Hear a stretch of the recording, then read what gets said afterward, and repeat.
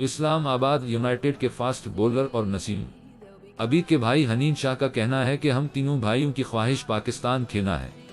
पीर को HBL Pakistan super league PSL 9 के 20वें match में इस्लामाबाद यूनाइटेड ने पेशावर ज़ल्मी को 29 रन से हरा दिया। इस्लामाबाद यूनाइटेड ने पहले खेलते हुए 4 विकेटों के नुकसान पर 196 रन बनाए। जवाब में पेशावर ज़ल्मी की टीम 9 विकेटों के नुकसान पर 167 रन बना सकी। इस्लामाबाद की जानिब से शादाब खान ने 3, हनीन शाह और रोमान रईस ने 2 विकेटें हासिल की।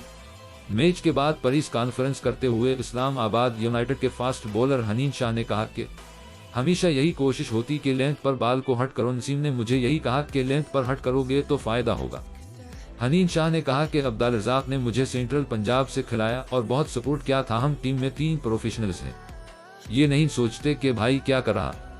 तीनों भाइयों की ख्वाहिश पाकिस्तान खेलना है। एक भाई ने पाकिस्तान खेल लिया, हम भी भरपूर परफॉर्म कर रहे हैं। वाज़ा रहे कि पाकिस्तानी फास्ट बॉलर नसीम शाह के दोनों भाई हनीन और अबीद इस्लामाबाद यूनाइटेड का हिस्सा हैं और यह पहली बार है कि एक टीम में 3 भाई एक साथ शामिल हैं और तीनों ही फास्ट बॉलर हैं।